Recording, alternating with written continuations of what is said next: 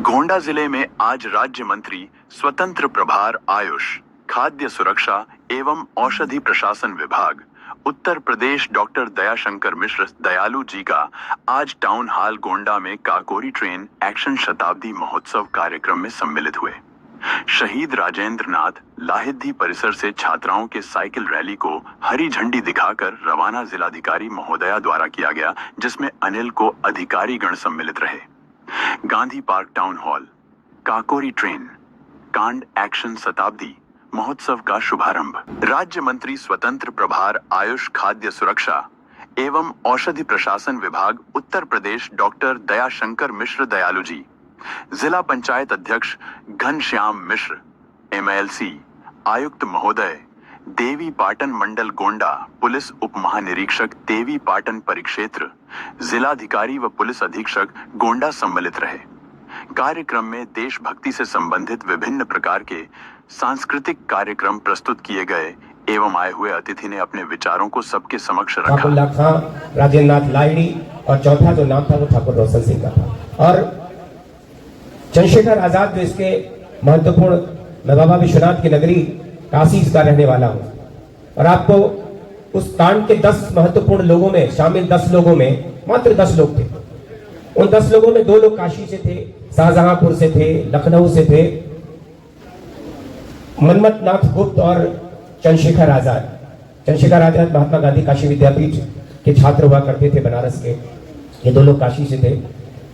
कुल 40 लोगों को मुलजिम बनाया, पूरे देश के अलग अलग हिस्से से गिरफ्तारियां किया। आपने देखा कि 17 दिसंबर जो फांसी की तिथि नियत घोषित हुई वो थी 19 दिसंबर 1927, लेकिन राजेंद्र नाथ लाहिड़ी की फांसी 2 दिन पूर्व कर दी गई जो गोंडा में हुई, और लोगों की फांसी एक साथ लखनऊ में दी गई उन लोगों को। बड़ी अजीब कहानी है। 8,000 रुपए इतिहास में कहीं कहीं जिक्र है 46 रुपए का, लेकिन वो 8,000 रुपए वर्तमान के तुलनात्मक रूप से देखने पर 60 लाख से ज्यादा की रकम बनती है। उस पैसे को एक गलती हुई कि जब उन लोगों ने जिन चादरों में उन पैसे को बांटा, उनको अपनी गलती का एहसास हुआ। एक दिन बाद जब वो अपने अपने स्थान पर पहुंच गए तो पुलिस को मौके पर एक चादर में कुछ पैसे छूट गए थे। पूरा क्लू जो इस पूरी डकैती का पुलिस सूत्रधार, इसमें एक मुस्लिम अधिकारी थे, उन्होंने इसकी जांच किया तो उसको पता चला कि वो चादर पे शाहजहांपुर का, जिसका जिक्र आपने इस फिल्म में भी देखा, जो कपड़ा धोने वाले लोग होते हैं या तो अपना नाम लिखते हैं या तो कोट डालते हैं। पता चली कि शाहजहांपुर की चादर है। और राम प्रसाद बिस्मिल के बहुत ही करीबी साथी, जिनका नाम यहाँ बनवारी लाल आपने सुना, शाहजहांपुर से पता चला कि ये वो उनकी चादर है। वो कपड़ा धोने वाले के हाथ पकड़ा गया, फिर ये चादर पता लगी कि फला की है, उनको पकड़ा गया। फिर सारे लोगों के नाम, चूंकि ये लोग उस संगठन से जुड़े थे और उस दिन पुलिस ने पता किया तो पता चला कि सारे लोग अपने अपने शहर से बाहर थे। उनको आधार मिला, किसी लोग उसमें शामिल है। बारी बारी से 1.5 साल 2 साल तक लगातार गिरफ्तारियां हुई और 40 लोगों को, जिसमें आपने देखा कि 4 लोगों को फांसी हुई, कुल 6 लोगों को फांसी देना था इनको, जिनमें 4 को फांसी हुई। चंद्रशेखर आजाद की कहानी आपने देखा। और 4 से 14 वर्ष की उम्र तक, जिसमें काला पानी की सजा, जिनको आजीवन कारावास आज कहते हैं, उस दरमियान आजीवन कारावास के रूप में काले पानी की सजा देते थे। और उन लोगों को आपको पता है कि अंडमान की जो सेलुलर जेल जिसको कहते हैं, वहां काला पानी के रूप में वहां भेजा जाता था। 40 लोगों में इतने लोगों की फांसी के बाद सारे लोगों को सजा दी गई। वो सजा किसी को आजीवन कारावास, किसी को कुछ, किसी को कुछ। एकमात्र एक व्यक्ति को जिसने माफी मांगा था, उनकी सजा 1 वर्ष कम की गई, 5 साल थी वो 4 साल दी गई।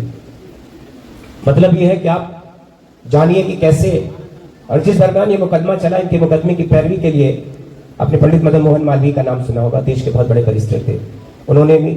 और उस दरमियान देश के बड़े वकीलों ने इसमें अपने दरियाफ्त किया, उन लोगों से सिफारिश किया कि इनकी सजा कम की जाए, लेकिन चूंकि अंग्रेजों को तो इनको फांसी देना था। उस दरमियान एक रिपोर्ट दी गई कि राम प्रसाद बिस्मिल को अगर छोड़ा गया तो इस देश में अंग्रेजों का रहना मुश्किल हो जाएगा। ऐसी रिपोर्ट देते हुए सबको फांसी दी गई। किसी की सजा न कम किया, न किसी को माफी दिया, न किसी को। आज आपको सुन के लगता होगा कि कैसे आज किसी को थोड़ी सी चोट लगती है, किसी को थोड़ा सा तकलीफ उठाना पड़ता है तो देश के खिलाफ वो बातें करने लगता है, समाज के खिलाफ करने लगता है। जब ये पेशी पे लाए जाते थे तो आपने तराना सुना है, सरफरोशी की तमन्ना अब हमारे दिल में है, देखना है जोर कितना बाजुए कातिल में है। ये तराने कि उन अंग्रेज अफसरों को चिढ़ाते हुए जाते थे गाते हुए। आपने पढ़ा कि राजेंद्र नाथ लाहिड़ी जिस दिन फांसी होनी थी उस दिन भी उन्होंने व्यायाम किया। अब कल्पना करिए कि जिस व्यक्ति की फांसी होनी हो और वो व्यायाम करे, तो जब अधिकारी ने पूछा जेलर ने कि आज भी आप अपने को, तो उन्होंने कहा कि मैं मरने नहीं जा रहा हूं, मैं आजाद भारत में जन्म लेने जा रहा हूं। जी के परिजन है, नाम देते हैं मंडल प्रदेश भी है।